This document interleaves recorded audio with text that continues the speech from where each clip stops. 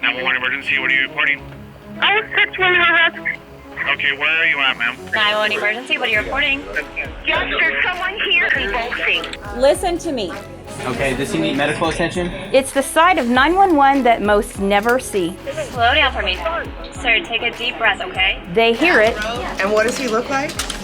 They rely on it. There's a gentleman on the floor. He's having a hard time breathing. Okay. But they don't see the faces behind it. 22 units, 23103 activity, eastbound 12 east of Fry.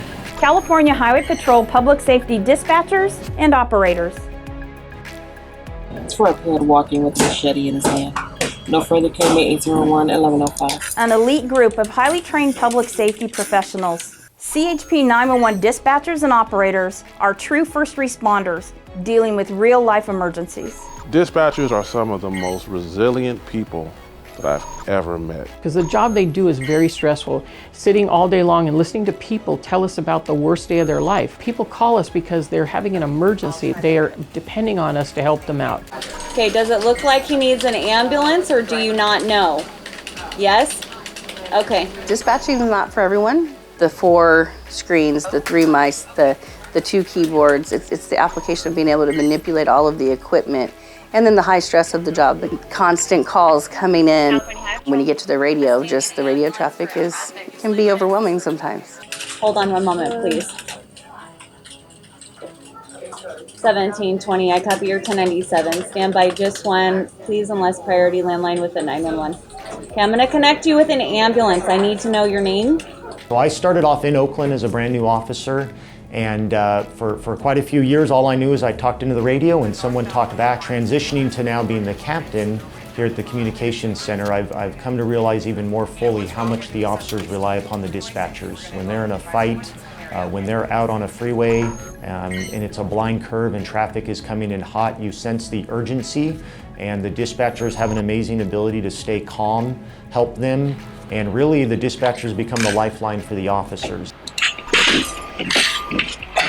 Additional units for officer safety reported for pedestrian. This is the northbound student from the 22 reappeared walking with a machete in his hand. We're with them at 2 in the morning, when they're out driving the most desolate part of this state.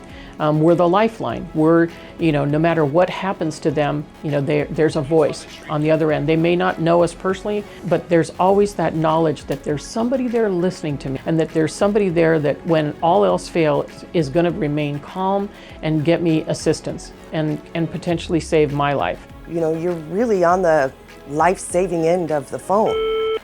911 emergency, what are you reporting? With emergencies such as assaults, I'm in the train station. Okay, what train station are you at? vehicle accidents, road rage, fires, and attempted suicides. He was on the overpass downtown LA, busy traffic, standing on the overpass about to jump. I recognized the voice and he says, "Yeah, are you the lady from last night?" And I said, "Yeah, where are you?" And he's like, "I'm gonna do it this time. I swear I'm gonna do it." And Mother Mo kicked in. And I said, "You better not jump." So I was able to talk him down. And he got off overpass and came himself in. But I was like, 3 days in a row to get this guy, it was meant to be. From serious to what almost seems silly. Just on the radio now, we just had a 20-foot anaconda that we're on the way to on West Robles in Sonoma County. You can imagine with a major metropolitan area like Los Angeles, with volume like that, there's a lot of prank calls. But one call that appeared on the surface to be a prank was someone in serious need of help. A lady called me. She says she ordered a pizza and it hadn't gotten there yet.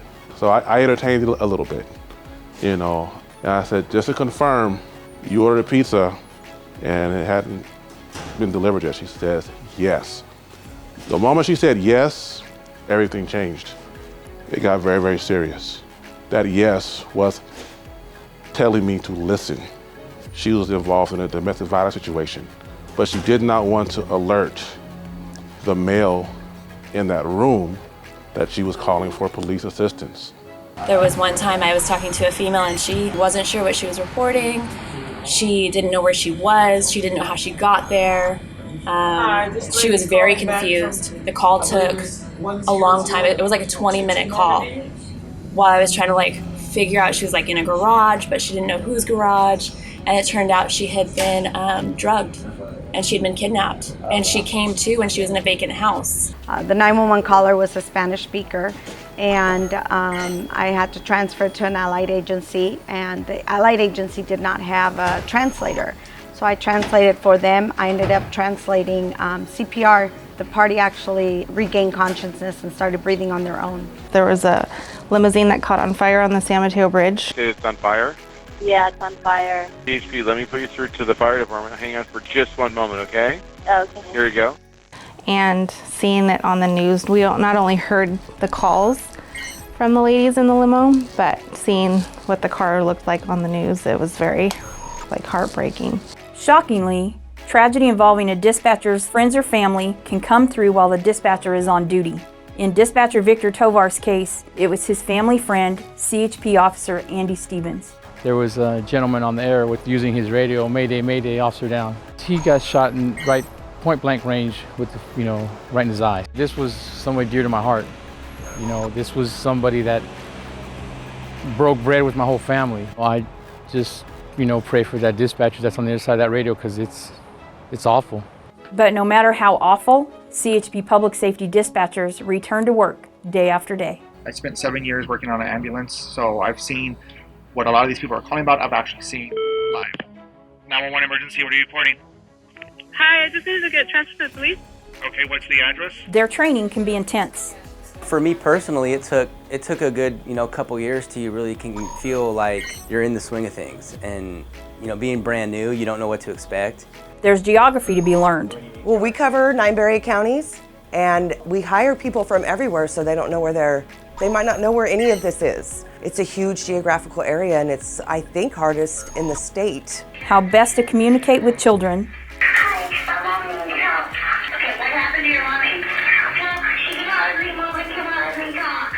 What did she do good? She stayed calm. I kept calling her by her name. Called her by her name. What was her name? Brittany. Gave her very good instructions on what to do. Okay? Good instructions. Did she come off as intimidating? There are codes to be learned. 1179 mean that's an accident with an ambulance en route. Policies and procedures. 1183 is an accident, no details. 1125 is going to be some type of hazard or obstruction in the roadway. 911 emergency, what are you reporting? I was passing the 14 freeway northbound on Red Rover Mine. About 1,000 feet back, there's a Econo line, but it's on fire, I think. And then there are things that aren't at all textbook. I don't think there'll ever be a day in here where I know everything.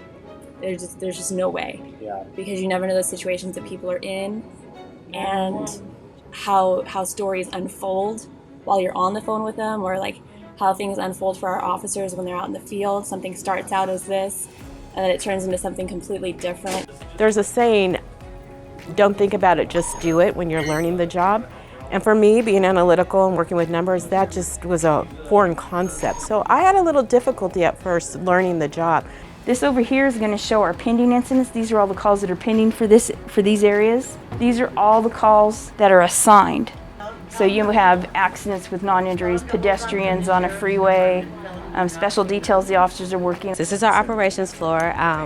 This side here is 911s. This is where we handle all of the cellular 911 calls in Los Angeles County. This is our radio side.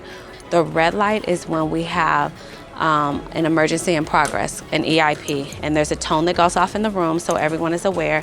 There's also a tone that goes out over the radio. I had a pursuit officer was pursuing a vehicle, and the vehicle exited the freeway, and we had one of our CHP airships overhead calling the pursuit. 911 emergency. And I just called right now. I need the paramedics quick. He's not breathing. Hold on for the fire department. Don't hang up. Stay on the phone. LA County Fire Operator 78. CHP the transfer. So as my officers are trying to search for the suspect who just ran away from the vehicle, I have my airship declaring an emergency and needs to make an emergency landing, which now I have two different emergencies working at the same time. And you have to figure out what's the priority. So if the officer has a priority call, maybe he's in a ferry to yield or in pursuit of someone that's armed or is a kidnapped suspect or anything like that, that's going to be pretty stressful. Stressful? You bet. Okay, continue on your way safely. We're going to go ahead and advise our units in the area, okay? Thank you. Bye-bye. exhausting. I don't talk on the phone after work. You've talked all day. But when all is said and done, My goal is to make sure all my units go home. You know, all the officers get home safely. If I'm there for them when they yell for help and I can assist them in that nature, I did my job. There's nothing better than knowing, you know, I helped do what I could do to deliver that baby on the side of the freeway. I mean, yeah, the officer did it, but I was talking to the person in the car with the, you know, mom going into labor. I was working a new hall one night when the officer had to deliver a baby on the side of the road, and he keyed down so that we could hear when the baby started crying, and that was amazing. I mean, I can't tell you, there's a lot of heartbreak on the job, but then there's moments when you have something that's just so beautiful you can't even put it into words. Like, and the woman in the background, I could hear her thanking him and he was thanking me, and I was just like, wow, that was a good night at work. That was a good night.